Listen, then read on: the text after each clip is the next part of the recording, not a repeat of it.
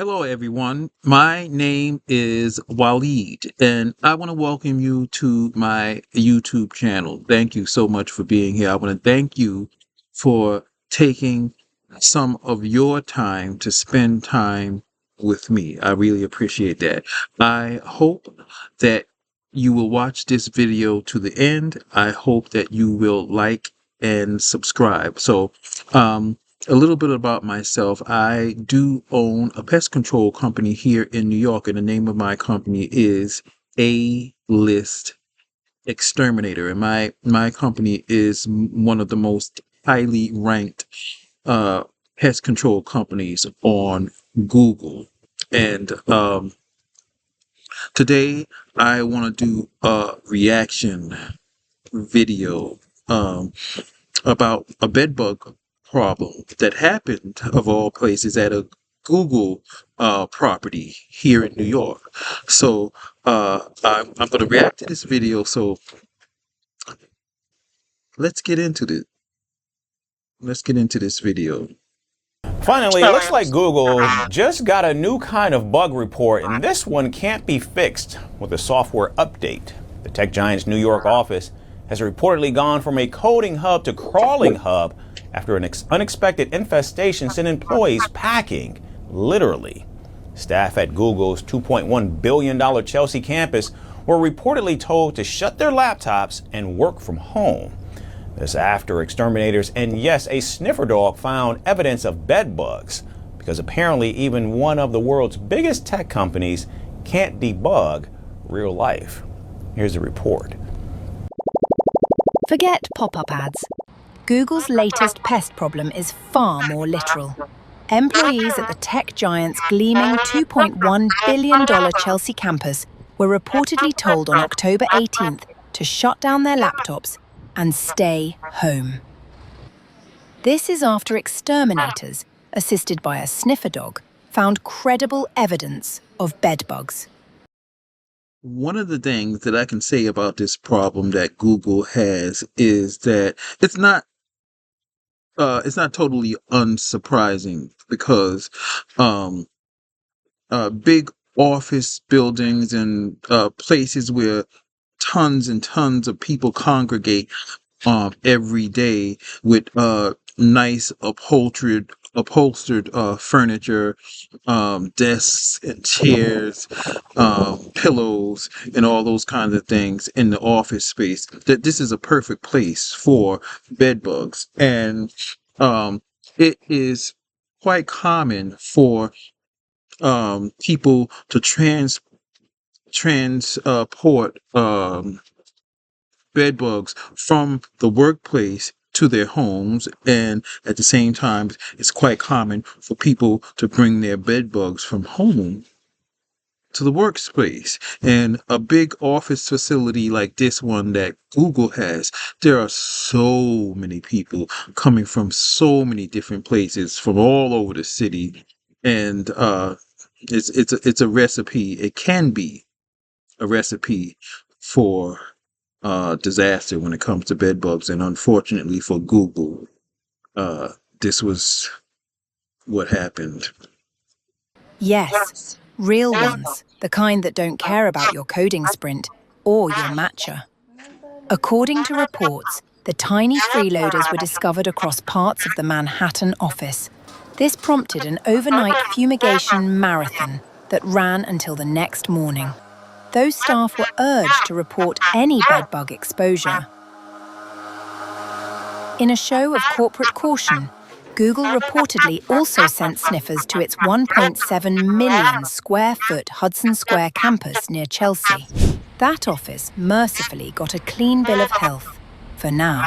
A Google spokesperson later confirmed the New York offices had reopened. Bedbugs are parasitic insects. These micro-predators feed on blood. They are resistant to pesticides and can travel via backpacks, coats. A quick side note, it always creeps me out a little bit when you see researchers just allowing bed bugs crawl on their skin, and they allow bed bugs to just bite them up it doesn't make any sense to me. I don't know why a researcher would allow themselves to be a guinea pig for bedbugs, but hey. Or plush toys.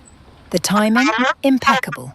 Or unfortunate, depending on who you ask. The outbreak arrived just weeks after Google tightened its work from anywhere policy. The policy once gave employees up to 4 weeks of flexibility a year. Now, a new policy states that if an employee works remotely even for a day, it would be counted as an entire week, meaning the employees are being nudged back to the office, right as it's being treated for bedbugs. This isn't Google's first brush with the bugs. The tech giant has battled a similar infestation back in 2010. They join a prestigious club that includes BuzzFeed headquarters, the Ohio Bureau of Workers' Compensation, and even the United Nations. Their New York offices have been fumigated multiple times. Now, one of the things that I will say about this situation, when it comes to Google and the list of names that they just mentioned there, I really take my hats off to Google, because of the way that they handled this situation. When they realized that they had a problem, they didn't waste any time addressing the issue. They didn't shy away from it. They didn't try to avoid it because of worries about public opinion or embarrassment. They took the problem on head on. With a big company like Google, they could have gone in a totally different direction. They could have denied it. They could have went on some kind of public relations campaign to bury the story and act like nothing is happening, and they could have chose to not be upfront and straightforward with their employees, and they could have let problem that they were having come a much bigger and nastier and uglier problem. They took on this problem and they handled it, and you know, um, they confronted all of the negative press, and they hired the right people. They acted as quickly as possible, and I take my hats off to them. They handled it properly, so I like that. So, world peace and pest control both require constant upkeep. For now, Google says the Chelsea campus is back in business and bedbug free, at least officially. But in Manhattan, where the pests have earned a reputation as some of the city's most persistent residents, employees might want to keep an eye on their chairs.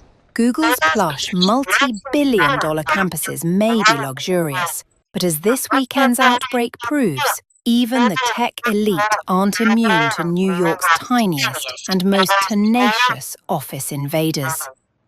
After all, in the battle between tech giants and tiny invaders, the bugs might just have the last laugh.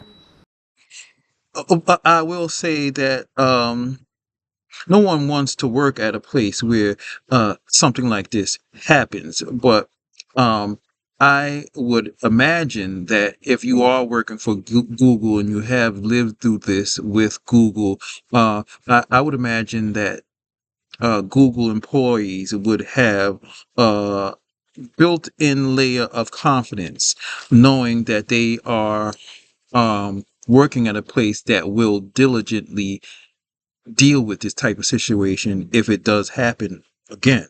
They've seen it happen. They've seen Google respond and handle the issue and eradicate the issue. So that builds up a lot of confidence for the employees, knowing that you have an employer that cares and that is going to take care of the situation. So, yeah. Want the facts? The latest developments? News. I do want to thank you once again for taking your time to spend a little bit of time with me. I hope that you will like and subscribe, and I hope that you will view other videos on my channel. So thank you very much. Take care.